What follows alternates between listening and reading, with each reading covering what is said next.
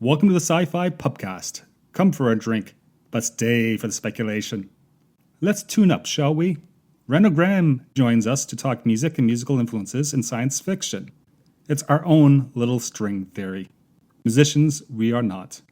Note, you may really need to grab a drink with this one. We get off track easily. But repeat the bar as many times as you want. It's quite the score. This is the SciFi Pubcast.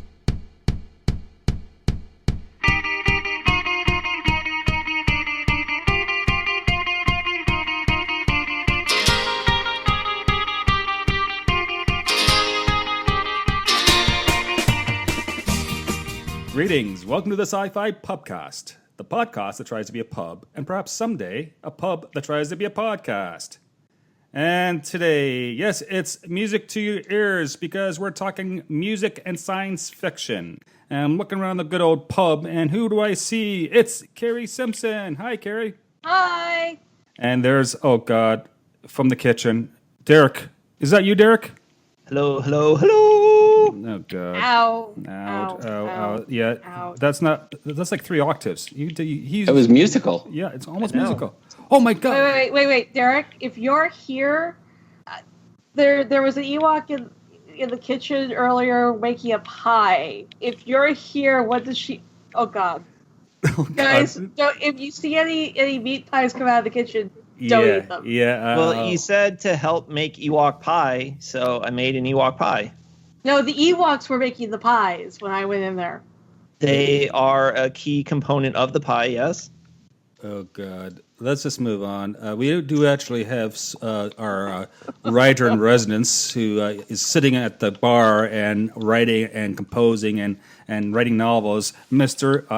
Dr. Randal Graham. How you doing, Randal? Great. Thanks very much for having me. Yes. I'm really glad to be here. The author of Before Life. Go buy it because a sequel is going to be out sometime in the near future, right? It is. I was working on it this morning, in fact. Yes. And I'm sure he has a nice little chapter dedicated to the SciFi Pubcast and everyone who shows up here, right? Uh-oh. I can get some characters in there. Oh, absolutely. I'm not just going to make it past your editor, but it's always the thought that counts.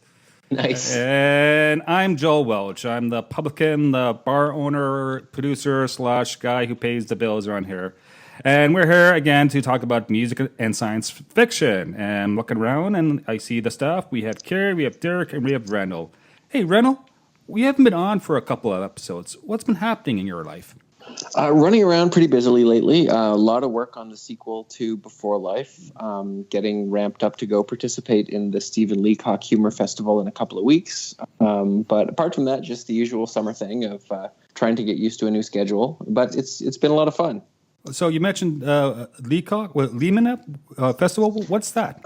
The Stephen Leacock Festival. Leacock was a famous Canadian humorist, and my book Before Life was put on the top 10 list for the Leacock Medal. I didn't win it. It went to another author named Jennifer Craig, who wrote an excellent book called Gone to Pot. But I ended up on the top 10 list, and because of that, I'm invited to do a talk about the book up in Orillia, which was Stephen Leacock's town, and really looking forward to that. Oh, that's excellent. No joke, eh? No joke at all. Yeah, and I'll try to throw in a plug for the pubcast. There you go. Orillia Awesome. is a town maybe hour and a half, 2 hours north of Toronto, just for our listeners' sake. And That's right. Really yeah, picturesque little place. that's right. On Lake Simcoe, right? That's right. My God, I know geography. Amazing. Okay. Oh, I should ask, Derek. You know, I'm trying to take responsibility as the guy who actually runs the show, so I got to ask you, how's the good old kitchen doing? It's good. Today's special is our high-strung string cheese quartet. You get 4 sticks of string cheese for $10. Right. Well noted. Cheesy music references. That's what we can offer to people. You can get get 3 of those for $1, right? No, but this is gourmet cheese, and you know it's gourmet because I'm charging you $10 for it. So it's got to be good. Right. Okay, we're just going to move on and talk about music. And yes, I figure it's summer, it's hot all over the place, it's the music festival season, and either you're stuck recording a podcast, excuse me, something in my throat. Or you're hanging out by the lake at a cottage, or you're doing the beach house experience by the ocean. And why not? Let's talk about music, shall we? Sounds great. Yeah, and there's a lot of thought behind this. But this is a bar, so we're all just going to approach the whole idea of soundtracks and characters and musical instruments, in like a free-form jazz type of way. It's like the sci-fi pub style version of a discussion. Sounds like fun. Yeah. So before we begin, I just want to say that there's lots of opportunities out there to see certain pop culture like concert series, in concert and all that. I know there's Star Trek. There's John Williams does his own thing down in lots of different places. I remember back in the mid 2000s, I actually saw Star Wars in concert in Buffalo, New York, and that was well worth seeing. So if you love music, and you probably do, if you're into podcasting, this is a way to go to actually experience professional musicians actually play your favorite soundtracks. Did John Williams compose? I mean, was he the conductor? No, it was I think there was traveling musicians as well as the home orchestra. Orchestra? Yeah, it's been a while. Plus, I was drinking heavily. But I do remember the 501st being there in stormtrooper outfits and uniforms, and that was just amazing. So I know on the Sky Talking Through Neverland podcast, they mentioned that John Williams, I think he does like an annual concert in Los Angeles where he conducts all of his famous works from all of his movies, including Star Wars. Oh, yeah? Nice. Yeah, I know a few friends of mine, one in particular, a woman from Atlanta, Georgia, who loves John Williams and worships him, and she's been to a lot of these different concerts. Definitely an A+ experience. So, guys, how do you want to begin? At the beginning. At the beginning. Okay, music, soundtrack, 2 beats. I gotta admit, okay, I've been really into music, but in high school I was in the band. Mind you, I was a drummer, so does that make me a musician? Probably Yes, not. it does. There Barely. we go. Barely. Okay. Barely. Okay. Well, if we're starting at the beginning with music and sci-fi, does that not entail some discussion of 2001: Space Odyssey? I think so, because it's classic. Yeah, I guess. Oh God. Well, if we really want to start at the beginning, wouldn't it be A Trip to the Moon by the Meliere Brothers? Yeah. I don't know that. Oh, that's the first original science fiction. It's French, black and white. Was it 1905? Oh, that. Yeah. Yeah, it's from like 1901. It was like one of the first motion pictures ever made. Yeah, I was referencing the Dawn of Man music in the 2001 Space Odyssey movie. Yeah, the fact that evolution, we came from apes, and there's they discover this obelisk, who then the one monkey/ape takes a bone and uses it as a weapon to smash his neighbor's head over and gain dominance. And then he changes the bone into a space station. Yeah. You skip a few steps, but that's the general idea, Derek. So, oh wait, come on, Derek, can you make the soundtrack from the tune? Boom, boom, boom, boom, boom. Come Wasn't on. it? Ba, ba, ba, ba, Yes. bum, bum, bum, bum, bum, bum. That's why. And Thus spake Zarathustra, I Oh, believe. I think it's also Spake Zarathustra. oh God, see, this is the reason why we're not actually using samples, because I don't want to get sued for copyright. But that's it. Okay, and yes. We're allowed to skit-scat, though, right? Yeah, I know. So, of course, 2001: A Space Odyssey was released in 1968. It's a Stanley Kubrick film. It's a classic science fiction that many other films nowadays definitely pays homage to. Hell, my Wi-Fi router is called HAL, as in HAL. So, Nice. The direct reference to 2001: Space Odyssey. And that movie has many, many different pieces from classical music, which is interesting because who's into classical music nowadays? Not very many, unfortunately.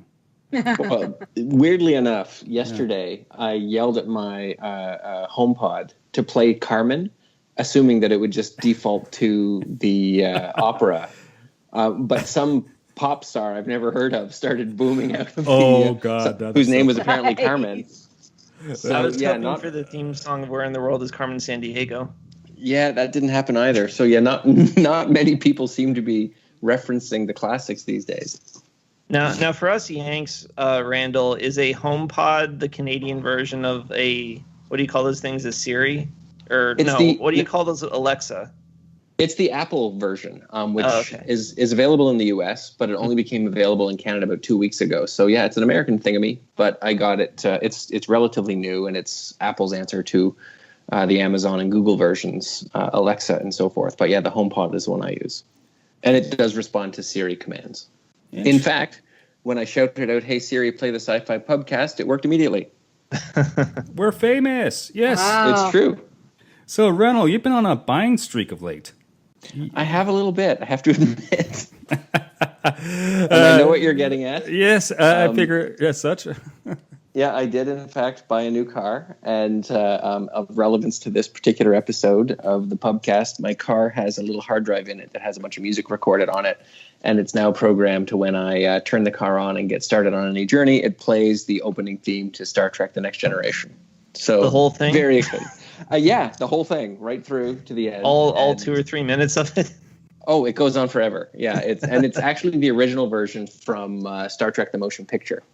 Mm. So do you have like a drone that does a big long panoramic view of your car before you take off? I need to organize that and upload it to the SciFi Pubcast webpage. And do you have a big sticker on the side that says "Paid for by Before Life" with your book cover on it? It should say "Paid for by Before Wife."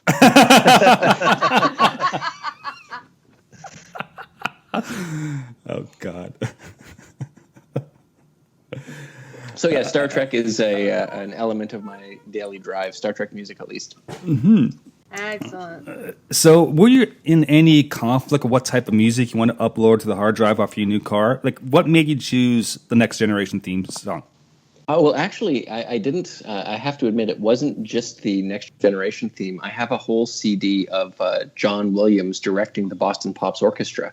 So it's got a bunch of Star Trek music, a bunch of Star Wars music, a bunch of. It's got the theme from E.T., Raiders of the Lost Ark. It's not just music he composed, obviously. It's just music that he conducts in front of the Boston Pops, and the Superman theme. So it's a bunch of great music, and that's my default go-to set of recordings for driving about.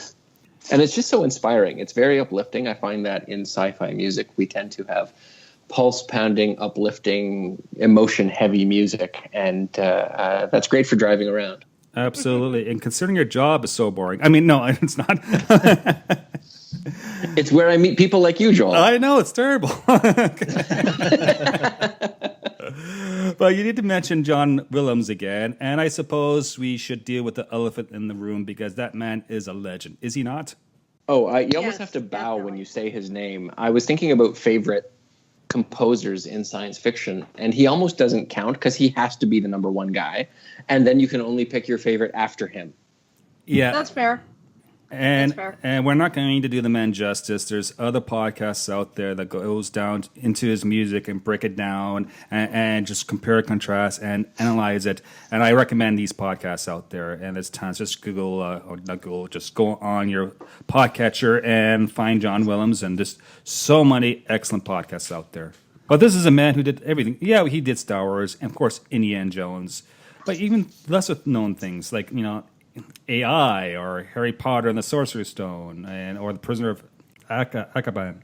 Yeah, tons. The first 3 Harry Potter movies. Yeah, so the man is brilliant. I mean, it's almost incomparable in terms of his impact at not being a writer of text to impact the overall tenor of science fiction in North America, at least. I don't know about his impact worldwide, but that man's imprint is on most of the major science fiction movies that have made an impact on me, at least. And so I will always be grateful to that fellow.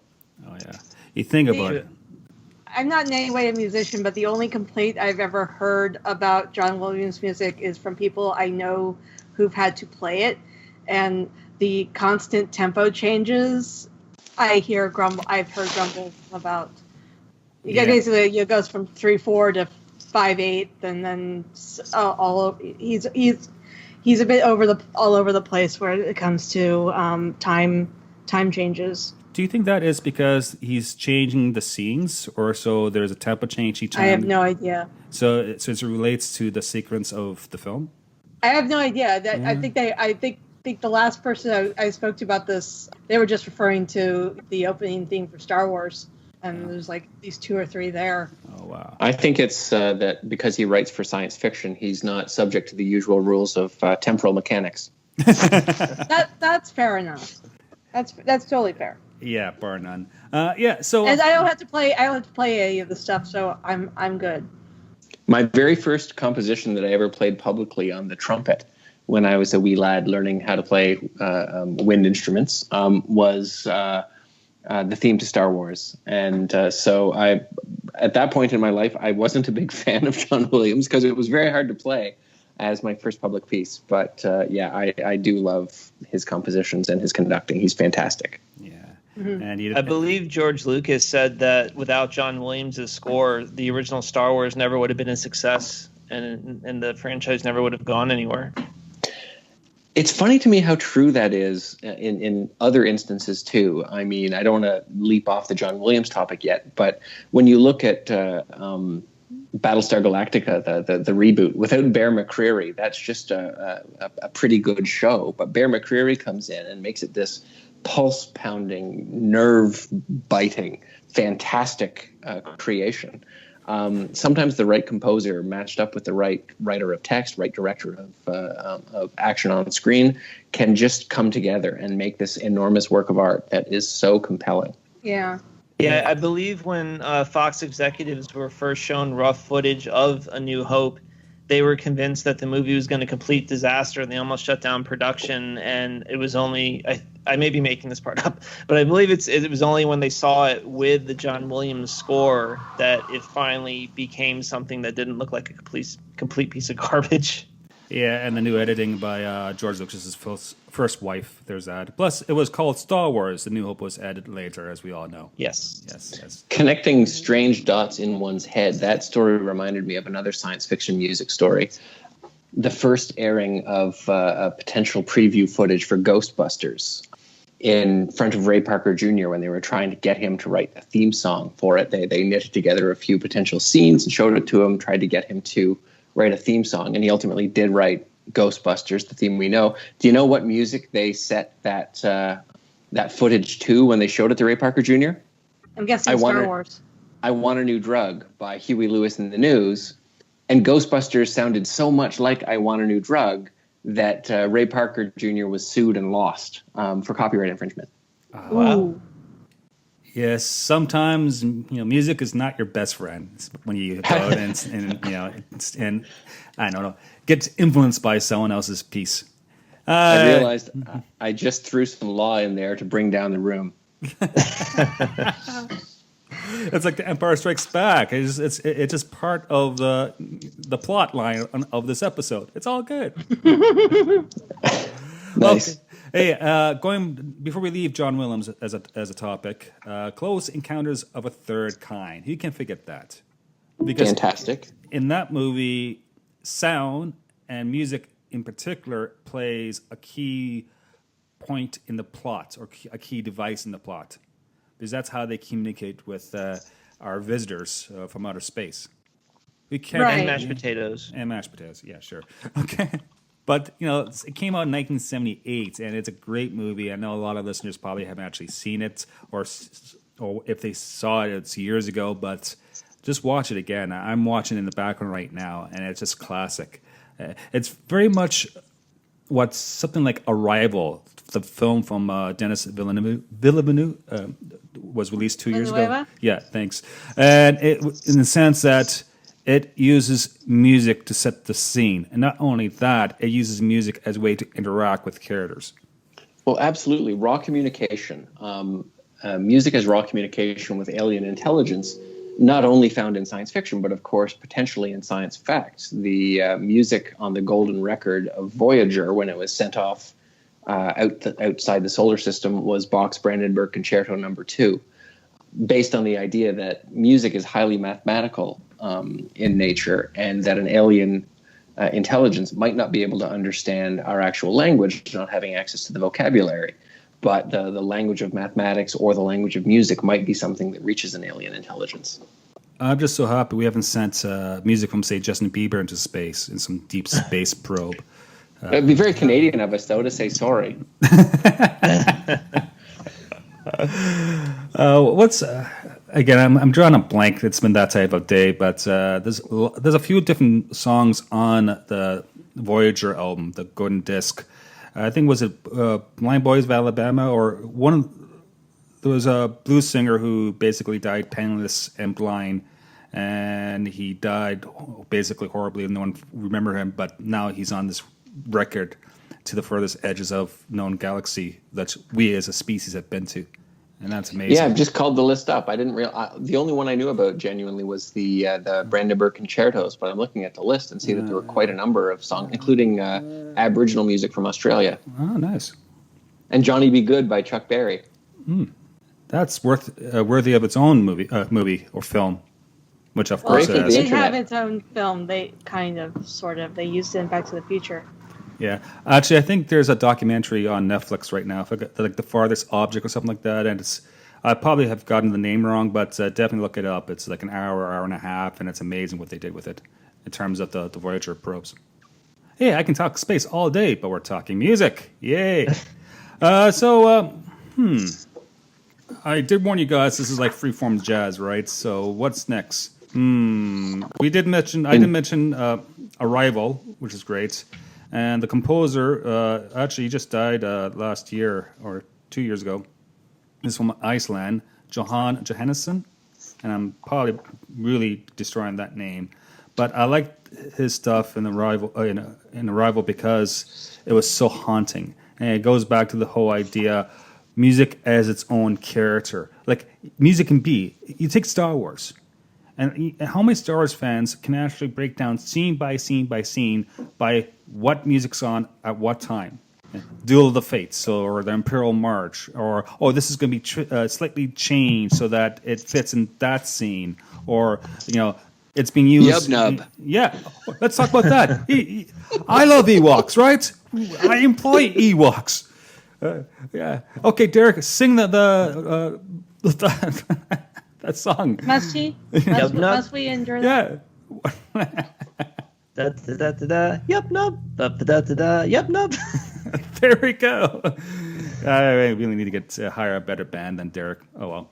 Yeah. So Yub Nub is from the original 1983 version of Return of the Jedi and was replaced only by the special editions and was replaced by John Williams' Victory Celebration, where they try to incorporate other aspects of the Star Wars story. Now, I love John Williams, but I was so annoyed because I used to sing the whole Yub Nub song. I love that little tune. And yeah, Yub Nub is far superior to the instrumental that replaced it. Yeah. And it seemed right for the scene, and it was in alien lingo. There was something that hit George Lucas when we get beyond the original trilogy, where he wanted to replace anything in alien language with like where it might have subtitles, or we just didn't understand what was being said on screen, with just weird accents in English. And so he eliminates Yub Nub, and with that one stroke, one of the best little cute pieces of catchy music that was that was not orchestral in nature. I thought it was great. I do tend to agree with you, but if I'm watching if I'm not marathoning the Star Wars, and if I'm just saying just to watch Jedi, I would agree with you. But I think if you watch the movies in sequence, that what they changed gives it a more galactic feel. Yeah, I can see that. Like, it feels like more of a crescendo to the entire first trilogy. But yeah, well, it feels like more of a crescendo to the entire 6 movies. With them weaving in and out of the scenes of the Emperor's statue being toppled on Coruscant, and the celebrations and Bespin and all that. But I love me some Ewoks, whether they're singing tunes or baked in one of Derek's pies. They weren't baked into Derek's pies. They were baking something into a pie. Oh. And I thought it might have been Derek, because Derek wasn't around. Yeah, I just think that the new one is more muted, and it's not as joyant and celebrative as Yub Nub was. Hey, Now, that being said, I do prefer the Jedi rocks in Jabba's palace. The ooh, eat day, da na na na na na na. Like I think that's more interesting than just Nice Noodles kind of like off to the side, just kind of like singing something a little bit in the original version. See, I hate to be that old guy who ends every sentence with consarnate or dag nabbit, but I love the original Sice Noodles. Another She tune looks that I so had. she looks so bad though. She was so clearly a puppet on wires. That's painful. She didn't look much better when they made her CG. So, yeah, don't go there. Yeah. All I can say, guys, is freedom. We got freedom. Now that we can be free. Come on and celebrate. Power, we got power. And now that we can be free, it's time to celebrate. Celebrate the freedom. Celebrate the power. Celebrate the glory. Celebrate the love. Yes, I'm reading English lyrics for the Ewoks for our good old, Yub Nub song. Oh, good. I thought you were having a psychotic break. Yeah, I was about to. No, I'm going to say this in Ewokians. No. Okay.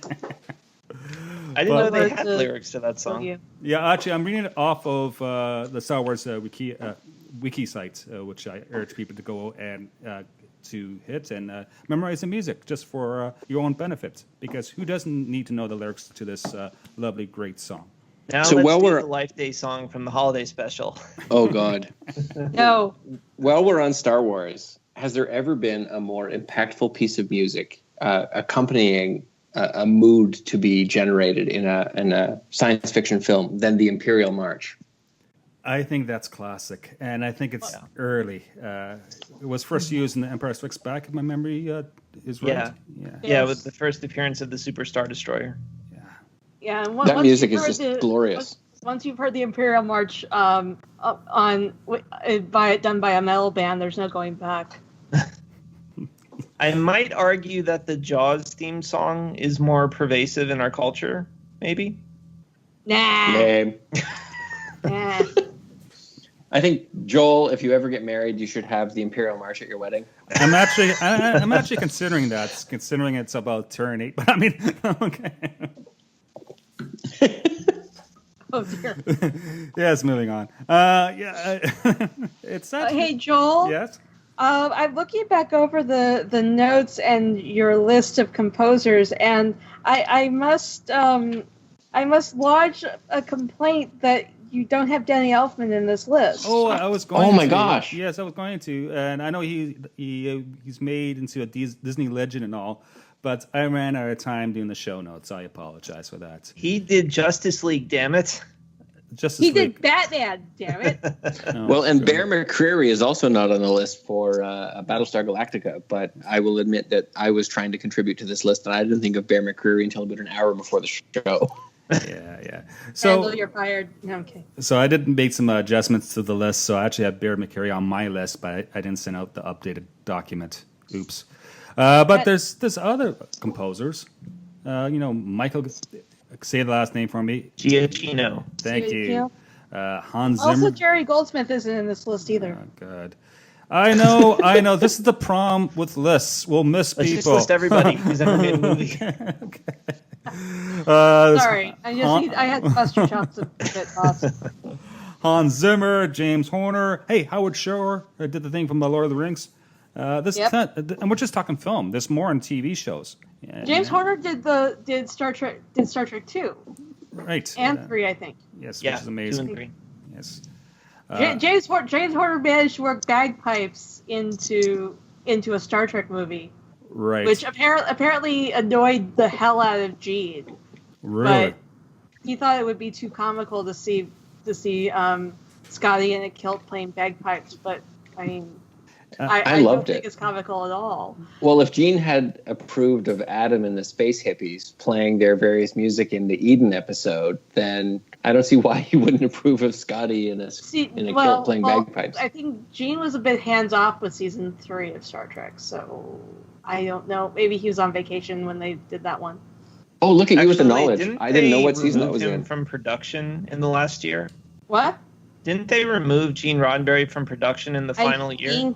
I think so. He wasn't as hands on in the 3rd season.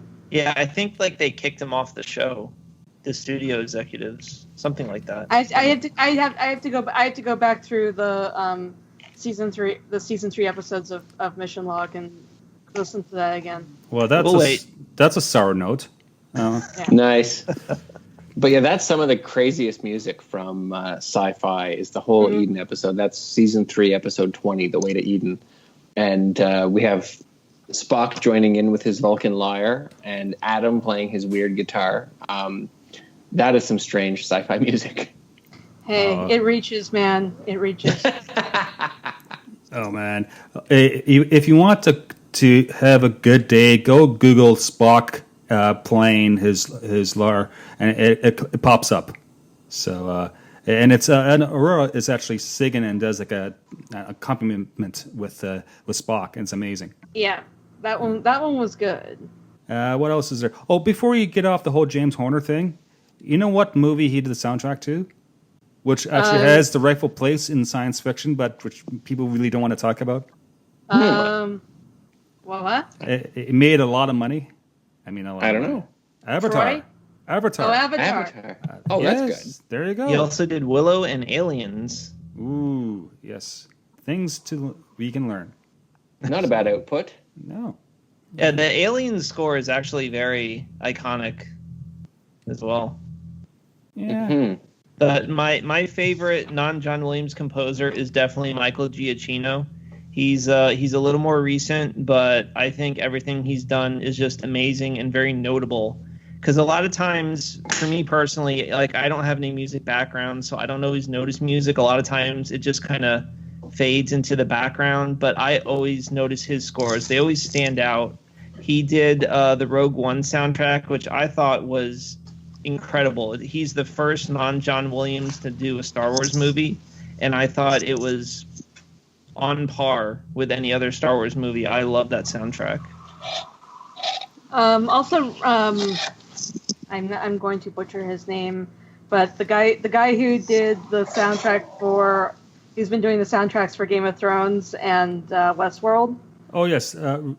I can't. Yeah, I'm going to butcher his name. Raymond. Yeah, go ahead, Joel. Raymond Diawadi? Something like that. Yeah. But he also did the score for the first Pac Rim, and at least one of the Iron Man movies. I think it's the second one he did. Oh, wow. He did the first or second one. Yeah, and going back to the whole Westworld thing, I love the piano in the opening scenes of Westworld with the looks like a skeleton, but it's the artificial body, and that's just so breathtaking because it sets the mood for the entire series, and it works on an intellectual level too. Like what Ren was saying about music and math, it works so well in science fiction when you're into this whole artificial intelligence or way of thinking, mathematical way of thinking. But also the way they've rearranged popular music into player piano music for that show, like Painted Black, Black Hole Sun, Heart Shaped Box. There are all kinds of stuff that's just like, okay, if I still had access to a player piano, I would want these scrolls to play with. Yeah, that's just amazing, and there's other things like we're big fans of The Expanse here, but Clinton Shorter. Yeah. That's that's amazing. Especially I like the theme song of The Expanse. This is so fast and so busy and so futuristic, but yet so contemporary. Yeah, I'm kind of disappointed that they haven't released soundtracks for seasons 2 and 3. Yeah. Like they did for season 1. So when it comes to sci-fi music, what do you guys listen to the most? Like, what's your go-to piece of music if you had to pick one thing out of sci-fi that you listen to more often than anything else? I'm not sure it counts completely as sci-fi, but the score for Edward Scissorhands. The grand finale for Edward Scissorhands is one of my favorite pieces of movie music ever. For me, almost every day, my wife would attest to this because it drives her crazy. If I have a go-to piece of music or album to call up, I play This One's From the Heart by James Darren. And the sci-fi connection there is that's the Vic Fontaine guy The guy who played Vic Fontaine in Star Trek DS9, and he sings a lot of his classical songs, his old crooner tunes from the Deep Space Nine episodes, and he's just fantastic. Nice.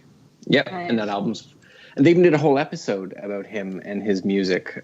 It's Only a Paper Moon, where Nog was recovering from having his leg blown off, and he lived in the holodeck, and just kept having him sing "I'll Be Seeing You." So yeah, that album is like, seriously, if I said I listened to it 3 or 4 times a week, that wouldn't be an exaggeration. Well, the other one that's one of my go-tos is the score for Children of Dune by Brian Tyler. I love all the percussion solos in that soundtrack. The sci-fi That's a good choice. Series from about 2000. Yeah. So other guys, what's your go-to sci-fi music? It's funny. There's a bunch of stuff. This stupid movie from 2 years ago, Hardcore Henry, had some really good music on it, but it's not really science fiction. But even things like everything from Queen to you can name it, right? It's on. It's a really bizarre and warped, intense kind of music. Queen, the Stranglers, the Temptations, the Sonics, a bunch of really cool bands like that. But I'm showing my bias towards punk and that type of alternative music. I also like things like, we're talking about Star Wars, but John Williams is not the only fellow who did Star Wars. Take someone like Kevin Kiner, who did this theme music from the Clone Wars, and especially the Star Wars Rebels. That's amazing. Like it's so catchy, some of the tunes. So I like the more obscure stuff, if you can call that obscure. At least not towards the Star Wars fandom, but from a mainstream viewpoint. When you mentioned Queen, I was reminded, didn't they do the music to Highlander, Princes of the Universe? Yes, they did. They did the entire soundtrack. Yes. Yeah. And they did the music for Flash Gordon as well. I'm trying to forget about that. Oh, that song's classic. I had forgotten that entirely. We should do an episode on Flash Gordon. We already did. Oh, right. Okay. Sorry. Flash. You're not making me do that again. I love these old science fiction movies. Okay. And for me, obviously, I listen to Star Wars a lot. Back when I was in college and I was studying and writing and whatnot, the other things I would listen to is Eric Serra's score to The Fifth Element. That is my all-time favorite non-John Williams Star Trek soundtrack. That's a great choice. With that?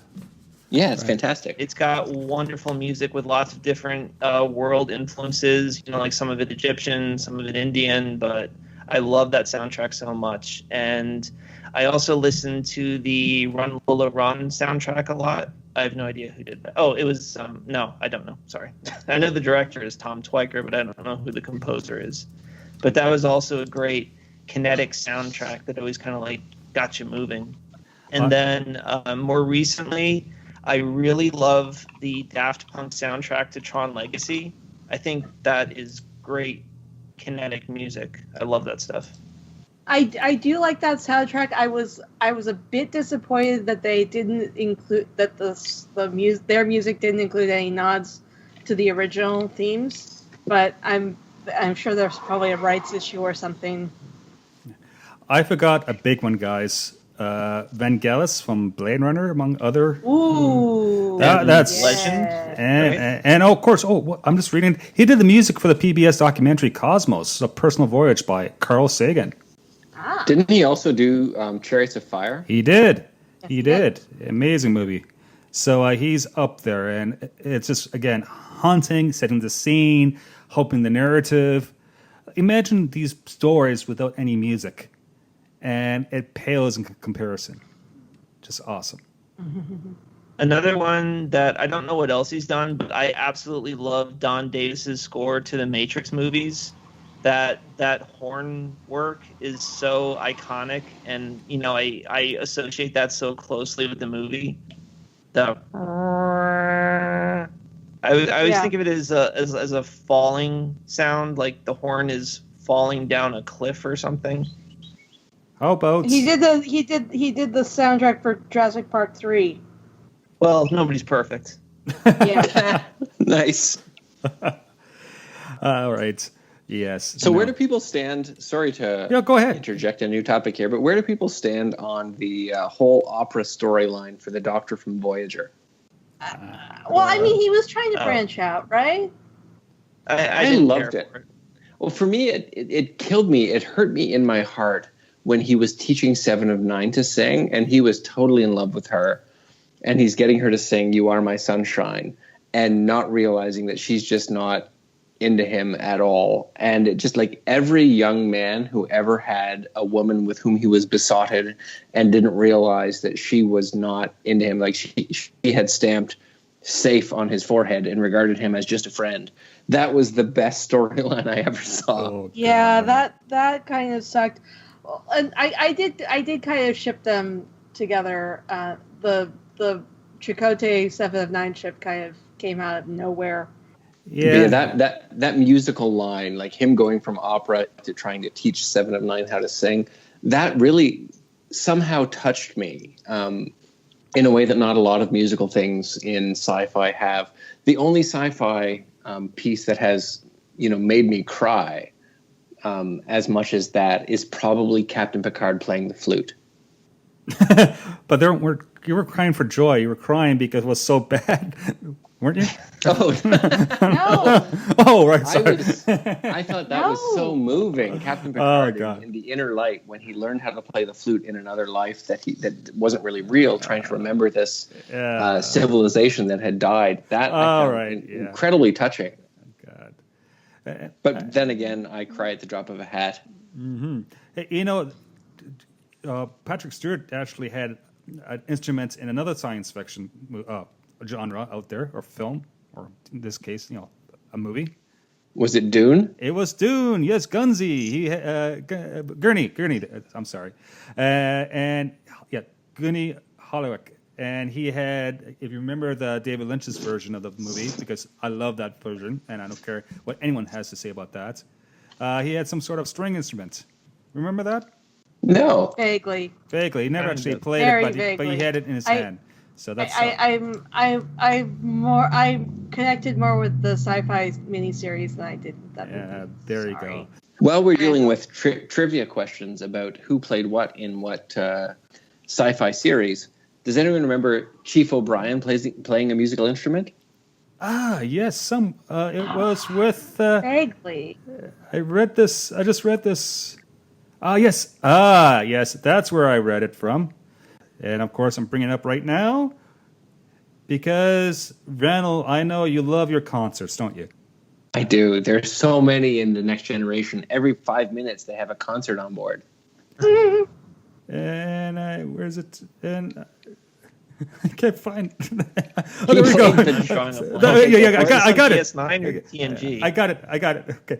It's 2366, the year of. It's 10/4, so it'll be on the Enterprise.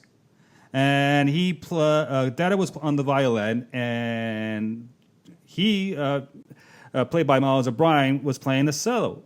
Cello. Is that right? He did indeed. Yes. Yep, okay. he was I can look things up online. It's amazing. Okay. Yeah, and his parents wanted him to be a cellist, in fact, when he was a young man. And I think in one episode, he appeared playing the cello in a concert with Data. Yeah, it's the Ensigns of Command is the name of that episode from the Next Generation. And he also, of musical interest, famously sang the song "The Minstrel Boy" in the episode regarding the Pegasus, the one Federation ship that could cloak and pass through matter. Oh yes, I remember that. Yeah, see, I just remember this actor a lot. What's the actor's name again? Colm Meaney? Yeah, he was in The Commitments. And he was the guy who loved him in Star Trek because he, to me, was the guy that anyone who was, no disrespect intended, somewhat unexceptional could be. Right? Like anyone who was just a person who wanted to join Starfleet and worked their hardest and worked their way up to Chief Petty Officer or Senior Petty Officer, whatever you want to call his rank, could be. That was him. And so he had some musical interests. He had some personal interests. He had a spouse and some children. But he was just a guy. And he was the guy any of us, without any special talent or any special blessings imbued upon us, could be. And I love Miles O'Brien for that reason. And yeah, he had his musical interests too, including singing Irish ditties and playing the cello. That's amazing. So there's so much hope in the Federation. Mm-hmm. Yes, you can be. You can grow up to be anything you want, assuming we survive. The 21st century. Yes. Yeah, let's hope. Yeah. And of course, in Star Trek, you have Data, and he really appreciated his music, didn't he? Did he not? I loved Data and music. I particularly loved the interaction with him and his putative mother when a woman appeared purporting to be Data's mother, and he realized she was an android by the fact that when she played musical composition, she didn't deviate from one iteration to the next. It was always exactly the same. Mm-hmm. And that was one of the bases upon which he concluded that, I think her name was Julia, that she was not, in fact, the actual female human who'd been Soong's wife, but she was, in fact, an android replacement. I remember one episode where he was in his cabin and someone walks in and he had the music on really loud, but just not one track of music, 4 tracks of music. And so it was just noise to this guy who walked in. And the guy says, "What are you doing, Data?"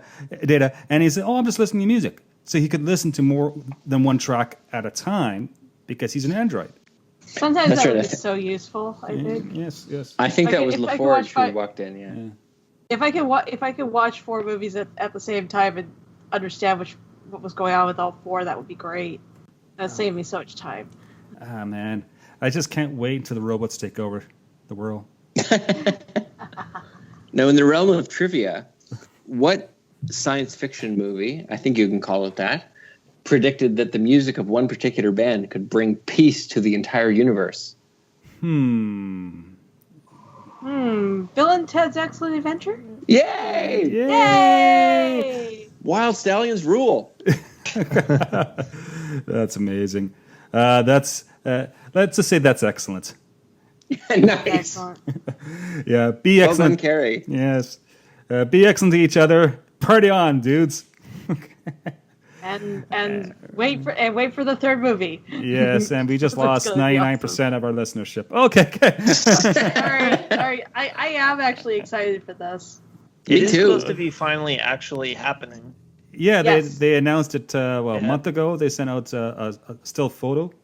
So, and I actually love this movie. So I think I was in high school when this came out. It was great. Actually, I just bought this movie last year on Blu-ray because I like it so much. And then I watched it once, and it's been sitting there ever since. But still, it's the nostalgic value that counts. Yeah. Well, absolutely. And Keanu Reeves, co-star, whose name I believe is Other Guy, must be so excited that this is happening. Alex Winter, dude. Come on. AKA Other Guy. Yeah, I can't see all of a sudden because of all the shade that Randall is throwing. Yeah, 1989. That's when the first one came out. Amazing. Wow. George Carlin plays Rufus, right? Yes. Yep, that was fantastic. Am I getting the names right? Yes. Mm-hmm. Yep. Amazing. So, so who doesn't like a good old story going back in history to meeting people like Napoleon and Billy the Kid and Socrates? Is that how you pronounce it? Socrates. Socrates. Socrates. I don't know anyone who might have relied on Socrates in their works of fiction. Yeah. Oh, wait. Yeah. Yeah, that doesn't sound at all familiar. And Napoleon, no less. Okay. Wait a second. True. Okay. So how many people would like to play Riker's trombone? No. No Can I pun wipe it intended. off first? No, it would need to be disinfected, maybe melted down and reconstituted. I love that method of humanizing characters, though, in the Next Generation. Give them an instrument, make them play it. I mean, they did it with Picard, they did it with Riker, they did it with Data, they did it repeatedly. And we hadn't seen that in prior iterations of Star Trek, except for Spock's lyre. And Scotty's bagpipes, I suppose, but that doesn't count. Well, he did have them hanging in his quarters in the original series. I'd forgotten that. Yeah, the one time we actually see his quarters. Well, I think we forgot one of the major influences on science fiction when it comes to music. Oh? At least a band. Because We already hit on Wild Stallions. Who are we missing? Yes, here? We hit Queen. Right. We hit Queen. Okay, but what about the model noodles from the Cantina The band? Modal Notes? Yes, that's it. I can't even pronounce the name, but there you go. The big bald alien guys with clarinet type things. Yes. Oh God. I thought we weren't going to talk about them. I love those Yeah. these guys. Okay. Yeah. Okay. Yes, they were awesome. Thanks. Yes, okay. they and their unidentified form of music was very catchy. There, yeah. Which was yeah. clarinets. There you go. Moving on. Okay. Going back to Star Trek. What's this about Klingon opera? Please educate me. Oh God, Octun and Meloka. Remember in what was the name of that episode? The Chase, I think, when they were trying to find the source of original DNA that had created humanoids across the universe. Yeah. And Worf went down to a bar and had this 4-armed organist and made her play Klingon opera. The idea that Klingon opera is a thing, I just love that. Like a warrior race playing this massively like booming music. I like the idea. I thought it was pretty cool. Yeah, me too. I like the idea of Klingon opera. I don't know that I've heard enough of it to say whether or not I like it. Oh God, it's For horrible. itself. From what I've heard, but Yeah, well, they did that as a running joke a few times on DS9. I remember Jadzia would borrow Worf's Klingon operas and then not give them back. Oh God, really? Yeah. And sometimes we would come in a room and it'd be like, whoa! It would just feel like crazy noise.